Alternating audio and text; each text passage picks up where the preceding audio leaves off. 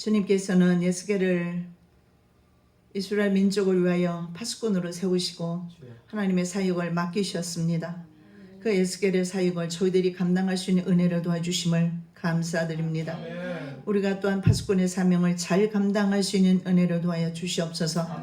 오늘도 부족한 종의 입술을 통해서 말씀이 나갈 때에 하나님께서 증거되어야 되는 증거되기를 원하시는 그 말씀만 증거할 수 있는 귀하고 복된 시간 될 수 있도록 은혜 베풀어 주시옵소서. 거룩하신 예수 그리스도 이름으로 기도드립니다. 아멘. 자, 3장 12절에서 27절 마지막 절까지는 에스겔이 이제 사역을 준비하는 것이 나와 있습니다. 그 사역을 하다 보면 많이 지치는 것을 알 수가 있는데 바로 에스겔에게 하나님께서 그 사역을 인도할 자극이 필요합니다. 그래서 1장 3절에 보면 여호와의 손에 의해서 그에게 사명이 주어지는 것을 볼 수가 있습니다. 그리고 1장 4절에서 2장 7절까지 보면 하나님의 영광에 대한 에스겔의 이상이요 그의 사역에 필요한 통찰력을 제공해 주는 사실을 볼 수가 있습니다.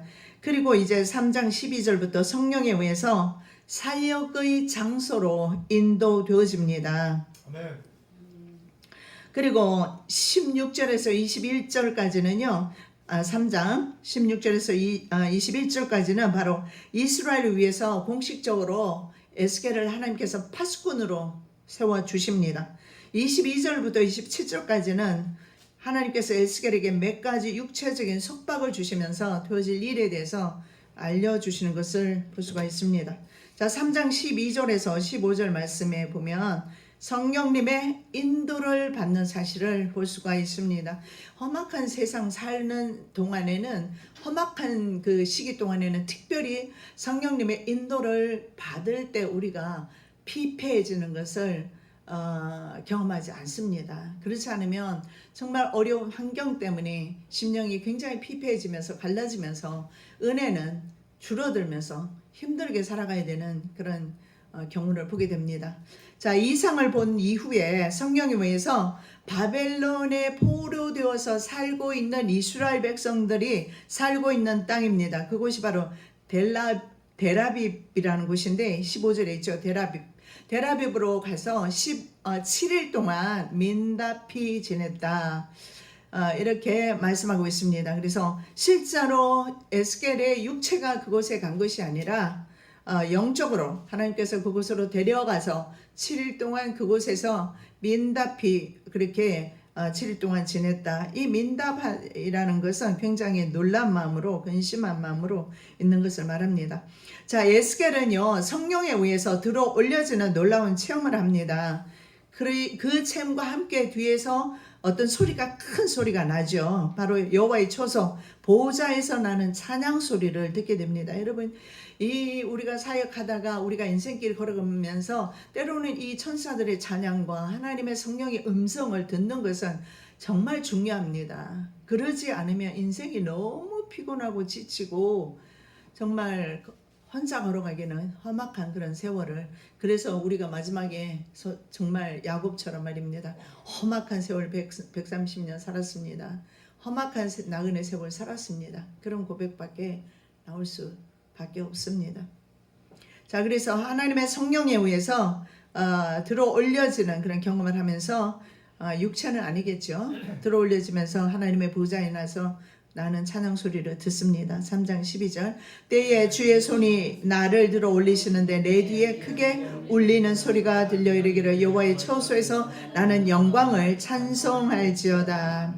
주의 신은요 르와흐라는 단어를 쓰는데 하나님의 성령을 가리킵니다. 공중의 육체까지 들림 현상이 아니라 영적으로 들린 그런 상태인 것을 볼 수가 있습니다. 이 찬송 소리는 우리가 1장에서 보았던 것처럼 그룹들이 날개 소리와 좀 비슷합니다. 날개 부딪히는 소리, 바퀴 소리와 비슷한 것을 봅니다. 13절 이는 생물들의 날개가 서로 부딪히는 소리와 생물 곁에 바퀴 소리라 크게 울리는 소리더라. 자, 그리고 14절 15절 말씀을 이어서 보겠습니다. 주의 신이 나를 들어올려 데리고 가시는데 내가 근심하고 분한 마음으로 행하니 여호와의 권능이 힘있게 나를 감동하시더라. 이에 내가 데라비베 이르러 그 사로잡힌 백성 곧 그 발 가까이 구하는 자들에게 나아가 그 중에서 민답이 7일을 지내니라. 여러분, 근심하고 분한 마음이라고 그랬습니다. 에스겔이 왜 이 마음이 들었을까요? 근심은 마르, 바로 고뇌, 쓴, 괴로운 그런 의미가 됩니다. 그리고 분한 마음, 하마트, 루히라는 단어를 썼는데 열이 막 나요. 그리고 영의 열기, 뭐 뜨거움이란 이런 것입니다. 이 속에서 막 열이 막 나고 분한 마음이 막 생겨요. 그래서 이것은 이 영의 열기라는 것은 진노, 분노라는 단어와 같은 단어를 사용하는데 바로 에스겔이 분한 마음이 막 나는 거예요. 분노가 일어나요. 진노가 일어나요. 이것은 바로 하나님의 거룩한 분노를 대변하는 것이 아닌가 생각이 됩니다. 왜냐하면 이스라엘 죄악들을 바라보았을 때 에스겔은 환상 가운데 몸은 바벨론에 있지만 실제적으로 예루살렘 성전에서 일어나는 가증한 우상 숭배를 보고 있는 것입니다. 그래서 그들의 죄를 생각하면 이 분노가 일어나야 돼요. 여러분, 이게 심령의 말입니다. 내 죄를 생각하면 분노가 일어나야 돼요. 사실은 이게 하나님께서 원하시는 바로 하나님의 질투입니다. 동일한 하나님의 감정을 느낍니다. 하나님의 심장으로 에스겔은 이 이스라엘 백성의 죄악과 받을 심판에 대해서 괴로움과 분노를 동시에 느끼는 것입니다. 우리가 이 시대를 바라보면서 동일한 분노와 괴로움을 가지고 주님 앞에 나가야 될 줄로 믿습니다. 여호와의 권능이라고 나와 있는데 성경에 보면 The hand of the Lord라고 나와 있어요. 주님의 손으로 나와 있습니다. 손.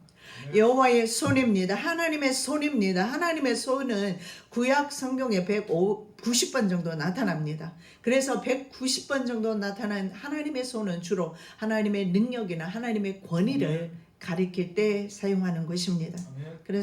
그래서 번역을 여호와의 권능으로 번역을 한 것 같습니다. 하나님의 여호와의 손이 강하게 그에게 내려왔습니다. 오늘 이 시간에도 저와 여러분 위에 이 하나님의 능력의 강한 손이 내려오셔서 위로하시고 회복시키시고 은혜 주실 줄로 믿습니다. 민다피는 샤멤입니다. 넋을 잃다, 놀라다 이런 뜻입니다. 그래서 놀란 상태로 7일 동안 거의 넋을 잃은 상태로 7일 동안 이스라엘이 받을 심판을 생각하면 너무 끔찍하고 그래서 7일 동안 정신을 잃은 상태로 참담한 마음으로 지내는 것입니다. 너무 이기적인 사람들은요, 그저 뭐 내 생활이 편안하면 그만이고 참으로 그리스도인들은 그렇게 하면 안 돼요. 너무 이기적입니다.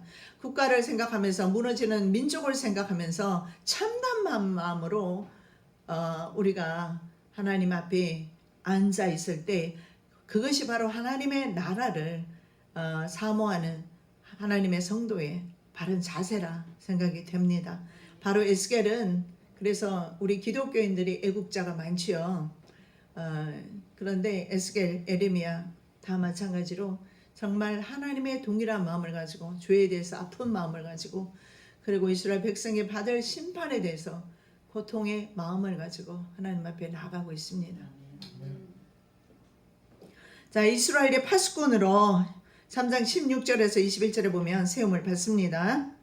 16절 7일 후에 여호와의 말씀이 내게 임하여 가라사대 7일의 침묵이 끝났습니다. 여호와의 말씀으로 깨워지게 됩니다. 그리고 그에게 새로운 지시가 내려오는데 에스겔을 이스라엘의 파수꾼으로 세우시겠다. 이러한 말을 저와 여러분 동일하게 듣기를 원합니다. 인자야, 내가 너를 이스라엘 족속의 파수꾼으로 세웠으니 너는 내 입의 말을 듣고 나를 대신하여 그들을 깨우치라. 누가 이 시대를 깨우칠 것입니까? 누가 내 가정을 깨우칠 것입니까? 누가 내 가정의 파수꾼이 될 것입니까? 뭐 이 자리에 나와 있지 않는 아내와 남편을 말할 필요가 없습니다.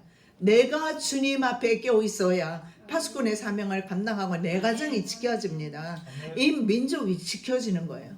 바로 이스라엘의 파수꾼으로 에스겔이 임명을 받습니다.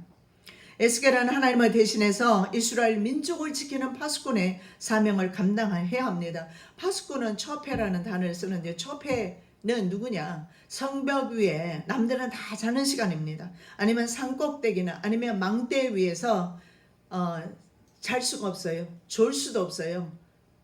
그러면서 적군이 오는지 오지 않는지 지켜야 하며 적군이 왔을 때 가장 먼저 표적이 되는 것이 바로 처패입니다. 왜 그렇습니까? 바로 파수꾼을 없애면 경고의 나팔을 불지를 못해요. 경고의 나팔을 불지 못하면 군사들이 대비하지 못하고 멸망당할 수밖에 없어요. 여러분, 내가 처패의 사명 감당하지 못하면 내 가정 멸망할 수밖에 없어요. 그래서 나는 깨어 있어야 합니다. 설령 내 아내가 내 남편이 그러지 않고 내 자녀가 내 부모가 그러지 못하더라도 깨어 있지 못하고 늘 잠만 자더라도 나는 깨어 있어야 돼요. 누가 지켜줄 것입니까? 남의 가정은 누가 지켜주겠습니까? 자신이 지켜야지. 자기 자신이 지켜야죠. 그래서 우리는 기도의 손을 내리면 안 돼요. 우리는 눈을 뜨고 있어야 합니다. 우리는 졸아서도 안 돼요. 어쩌면 우리의 육체가 자지 말라는 말씀이 아니지 않습니까? 육체가 자는 동안에도 하나님의 사람은요, 하나님의 성령께서 그 시간을 지켜주시는 것입니다. 말할 수 없는 탄식으로 기도하시면서 성령님께서 지켜주셔요. 여러분, 내가 바로 내 가정의 처패가 파수꾼이 되시기를 예수님의 이름으로 축복합니다. 내 주변 사람들의 영혼에 대한 책임이 성도에게 있다는 사실을 볼 수가 있습니다. 그래서 사역자들은 바로 하나님의 성도들은요, 성벽 위에 세워진 파수꾼입니다. 나는 아니라고요. 하나님의 성도는 하나님의 파수꾼입니다. 적어도 내가 속해 있는 지역사회에 하나님의 말씀을 담대히 전할 수 있는 그 파수꾼의 사명, 처패의 사명을 감당하셔야 합니다. 예루살렘이여, 내가 너의 성벽 위에 파수꾼을 세우고 그들로 종일 종야에 잠잠치 않게 하였느니라. 너희 여호와로 기억하시게 하는 자들아, 너희는 쉬지 말며. 여러분, 이 처패가 여호와를 기억하게 만든다고 합니다.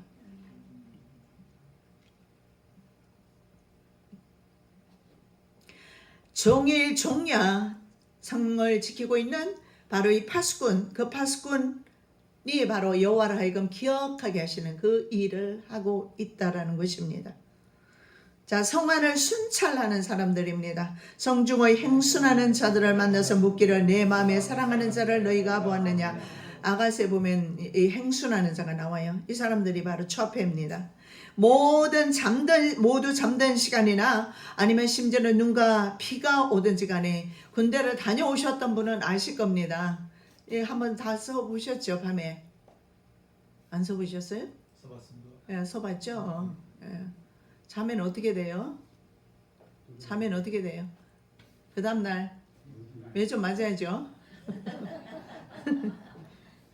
그날 맞잖아요. 지켜 싫다면. 네. 예, 자면 안 돼요. 자면 안 돼요. 에스겔은 파수꾼입니다. 나는 파수꾼입니다. 자면 안 돼요. 영적 잠을 자면 안 돼요. 다른 사람은 자도 나는 깨어서 지켜야 합니다.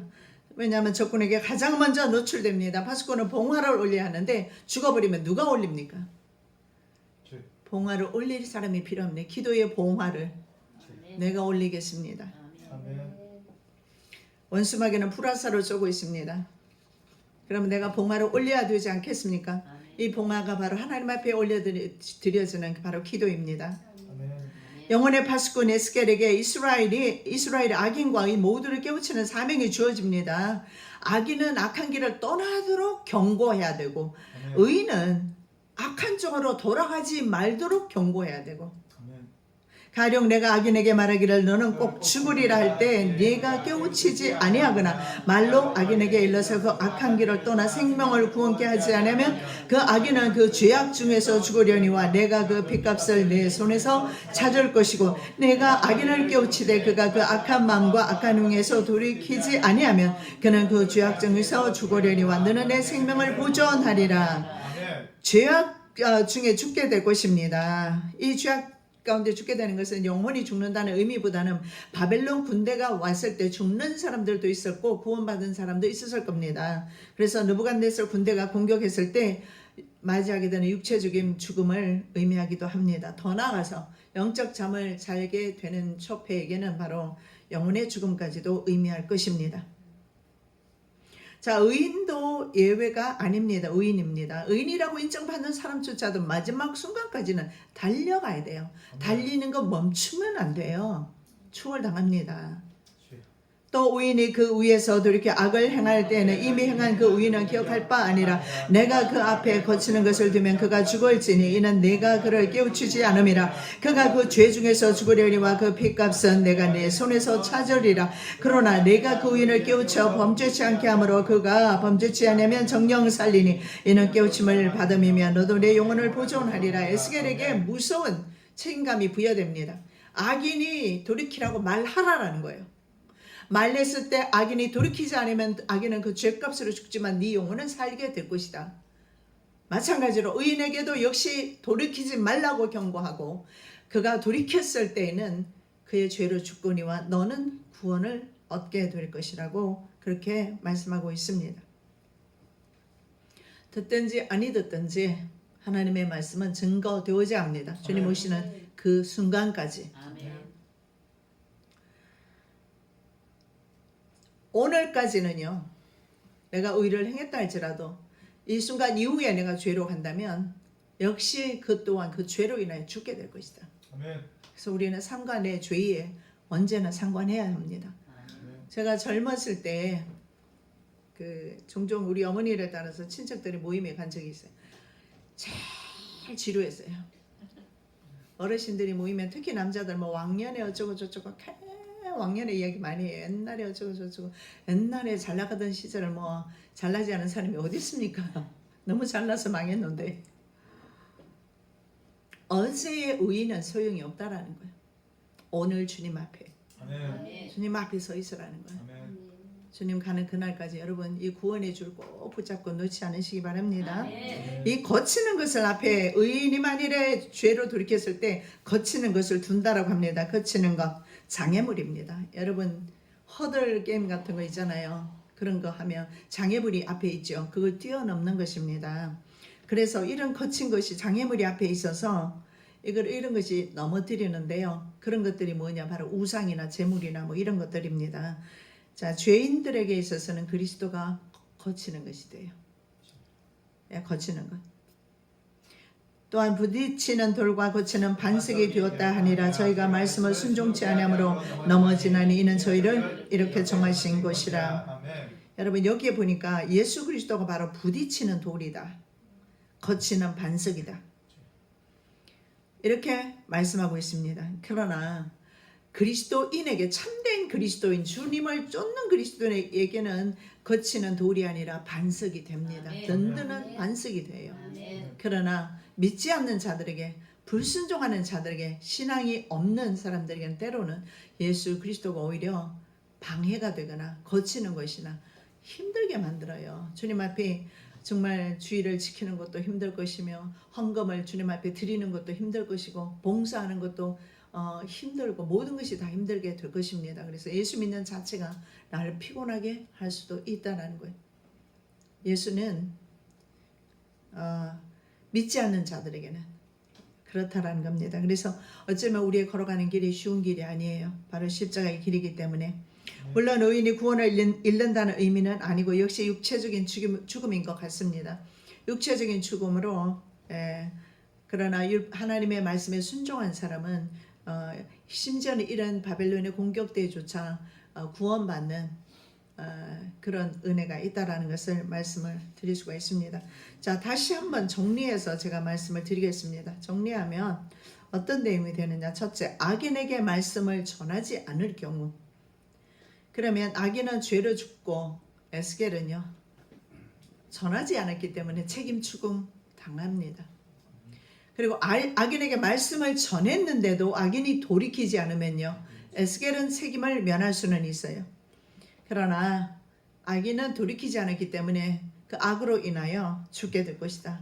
그 다음에 세 번째, 의인이 돌이켜서 불법을 행할 때 경고하지 않으면요. 예를 들어서 그 다윗이 바세바와 동침했을 때 바로 나단 선지자가 가서 책망하지 않습니까?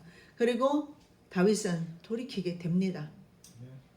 둘 다 하나님 앞에 책임을 묻지를 않게 되죠. 나단 선지자나 아니면 다윗이나. 만일에 의인이 돌이켜 불법을 행할 때는 의인은 의인의 악으로 죽고 에스겔은 책임을 면치 않습니다. 그런데 에스겔이 의인을 깨우쳐서 죄를 범하지 않을 경우에 의인과 에스겔 모두 삽니다.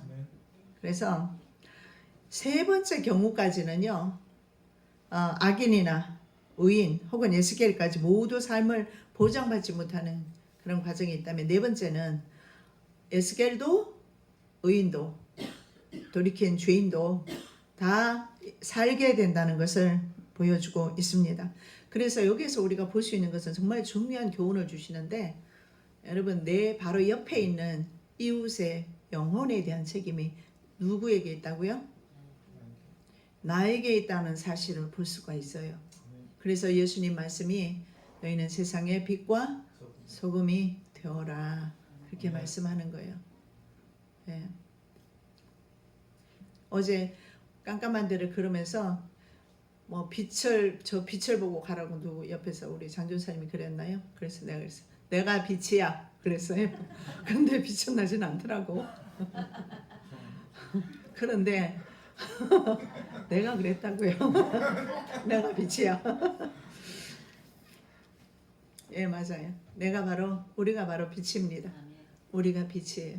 아멘. 왜냐하면 제가 이렇게 눈이 잘 안 보이니까 밤에 잘 안 보여서 걸려넘었을 때가 되게 많아요. 그래서 이제 그냥 노인네 취급을 많이 받아요. 그러면서 뭐 앞에 있는 빛을 보고 가라고, 당연한 거 아닙니까? 빛 보고 가지요. 그런데 내가 농담으로 내가 빛이야 그랬어요. 듣기 싫어서. 그런데 맞는 말씀이에요. 우리가 바로 빛입니다. 아멘. 우리가 바로 빛된 삶을 살 때에 내가 빛으로만 있으면 돼요. 이웃에게 무엇을 행하려고 하지 말고, 이웃을 고치려고 하지 말고, 내가 빛으로 있으면 돼요. 내가 빛을 내면 돼요. 깜깜한 밤에 한번 생각을 해보세요. 앞에 저 앞에 빛이 있으면 얼마나 그 빛이 선명하게 영롱하게 빛나겠습니까? 사람들을 인도하게 되겠지요. 그리고 그 빛을 따라 사람들은 가게 되어 있지 어둠을 좋아하겠습니까? 여러분, 고센 땅에는 빛이 있었고 이집트에는 흑암만 있었고, 흑암은 빛 가운데로 올 수가 없었습니다. 고센 땅으로 올 수가 없었어요. 빛과 어둠은 영원히 원수입니다. 아침에 보십시오. 해가 뜨면 어둠은 물러가게 되어 있어요. 어둠이 오게 되면 빛 또한 보이질 않습니다. 반대편에 있는 것이 빛과 어둠인데 우리가 어둠의 흉내를 낼 필요 없어요. 우리는 빛의 자녀입니다. 그래서 나는 주변 영혼에 대한 책임을 내가 져야 한다. 너 왜 그래? 그 사람 나무랄 것이 아니라 그 사람의 영혼에 대한 책임을 내가 져야 한다. 듣거나 아니 듣거나 그들에게 하나님 살아계시면 전해야 되고 예수님의 살아계심은 전해야 된다라는 겁니다.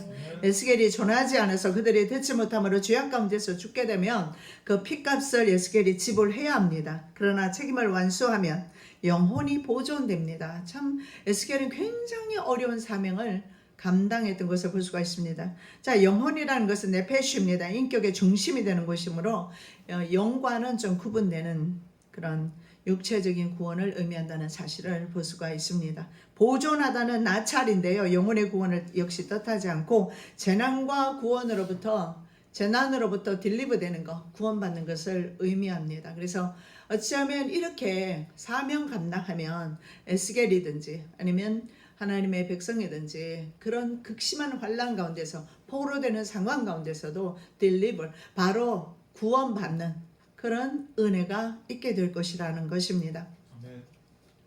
자, 22절에서 27절까지 에스겔에게 어떤 속박들이 주어집니다. 하나님을 만나기 위해서 에스겔은 들로 나갑니다. 22절, 여호와께서 권능으로 거기서 내게 임하시고 또 내게 이르시되 일어나 들로 나가라. 내가 거기서 너와 말하리라. 여기에서 들은요, 에스겔 37장에 에스겔 에스겔 골짜기를 골짜기와 같은 단어를 쓰고 있어요. 골짜기. 거기에 나오는 골짜기가 바로 비카입니다. 근데 그 동일한 단어를 쓰고 있어요. 에스겔 그 골짜기는 뭐가 있었습니까? 마른 뼈들이 그렇게 있었어요. 죽은 뼈들입니다. 그래서 이 들로 나오라고 말합니다. 이것은 바로 메소포타미아 지역의 어느 한 넓은 골짜기나 평야였을 겁니다. 거기에서 에스겔은 1장 28절에서 하나님의 영광을 받는데요. 두 번째로 하나님의 영광을 경험하게 됩니다. 그래서 에스겔을 보면 쭉 볼 수 있는 것은 하나님의 영광을 경험하면서 사역을 하고 있어요. 저는 목회자들 지금은 지금은 그렇지는 않았지만 처음에 여기서 제가 교회를 시작하면서 많은 그 사역자들 종들도 많이 다녀가시고 있는데 그분들에게서 한결같이 제가 느끼는 것은 모두 지쳐 있다라는 거예요. 지쳐 있는 이유는요. 목회자들까지도 하나님의 음성이 들리지 않고 보이지 않고 비전이 보이지 않는 거예요. 소망이 보이지 않는 거예요. 그래서 종종 하나님의 자녀는 이런 비전을 봐야 됩니다. 하나님의 영광을 경험해야 되고 하나님의 음성도 때로는 들려야 하고 그러면 지쳐 있을 때 그것이 힘이 돼요. 그렇지 않으면 주님의 음성이 들리지 않으면요. 우리 인생이 정말 피곤해요. 사역자뿐만 아니라 모든 인생이 마찬가지예요. 정말 힘들 때 사역자들만 인생 어려운 일 겪겠습니까? 모두가 다 마찬가지잖아요. 어둠의 골짜기, 사망의 음침한 골짜기 지나가지 않는 사람은 거의 없습니다. 그래서 우리 모두는 다 이해를 합니다. 그 어둠의 골짜기를. 근데 그 어둠의 골짜기를 지날 때 혼자 걸어간다고 생각해 보십시오. 시체들이 즐비한 곳에 혼자 걸어가고 비카 바로 이런 골짜기로 혼자 걸어간다고 생각해 보십시오. 얼마나 지치겠습니까? 젊은 사람들은 그래도 우리 예를 들어 김동완 집사가 젊었으니까 뭔가 할 수 있다는 생각을 가지겠지만 결코 그렇지 않아요. 불가항력적인 일을 만났을 때는요. 내가 할 수 없는 한계를 할 수 없는 그 인간의 무능력을 알게 됩니다. 이런 인간의 무능력은 하나님 앞에 올려드려질 때 하나님께서 비로소 일하시는 것입니다. 자, 육체적인 속박이 주어지는데 그발 강가에서 본 하나님을 그때 또 경험을 해요. 내가 일어나 들로 나가니 여호와의 영광이 거기 머물렀는데 내가 전에 그발 강가에서 보던 영광과 같은지라. 내가 곧 엎드리니 그발 강가에서 보았던 그 영광을 이 비카 골짜기에서 역시 또 그 영광을 경험하게 됩니다. 왜냐하면 에스겔의 사역이 워낙 힘들고 터프한 그런 사역이었기 때문에 하나님께서는 계속해서 여호와의 임재를 경험을 하게 합니다. 하나님의 영광을 보게 합니다. 그리고 성령님의 도와주심을 통해서 그 사역을 감당하는 것을 봅니다. 인생이나 사역이나 어려운 것은 마찬가지입니다. 그런데 그런 인생 가운데서 여러분 성령님의 도우심과 하나님의 임재 가운데서 걸어가신다면 정말 우리 인생은요, 여러분 참 살만합니다. 그러지 않으면 참 죽을 일 쌓였구나. 앞을 봐도 뒤로 봐도 옆으로 봐도 죽을 일만 쌓여 있어요. 자, 주의 성령이 그를 일으켜 세우고 에스겔이 몇 가지 속박을 받게 될 것을 말씀하죠. 자, 24절 25절 주의 신이 내게 임하사 나를 일으켜 세우시고 내게 말씀하여 가라사대 너는 가서 네 집에 들어가 문을 닫으라. 인자야 무리가 줄로 너를 동여 매리니 내가 그들 가운데서 나오지 못할 것이라. 자, 첫 번째가 바로 집에 들어가서 문을 닫는 것입니다. 사람과의 접촉을 끊습니다. 외출 자체를 하지 않았던 것은 아닌 것 같아요. 근데 사람들이 그들을 줄로 동여 매기 때문에 왜냐하면 그 메시지가 너무 강합니다. 너무 강력한 것이기 때문에 사람들이 아마 듣기 싫어서 묶어버렸는지도 모르겠습니다.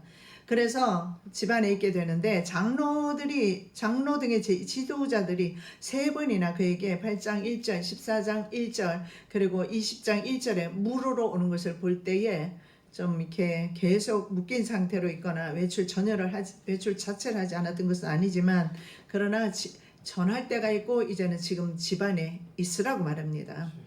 만일 집안에 머무르지 않으면 에스겔이 전하는 엄중한 메시지로 인해 사람들이 그를 줄로 동여매기 때문에 아마 그럴 것입니다.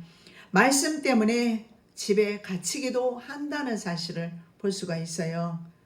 줄로 그를 동여맨 것은 그를 범죄자 취급을 했거나 아니면 미친 사람으로 여겼을 것입니다. 미친 사람은 줄로 동여매기를 그 옛날에는 했거든요. 그래서 줄로 동여맨다. 실제적으로 사람들이 그렇게 그를 묶었을 수도 있습니다.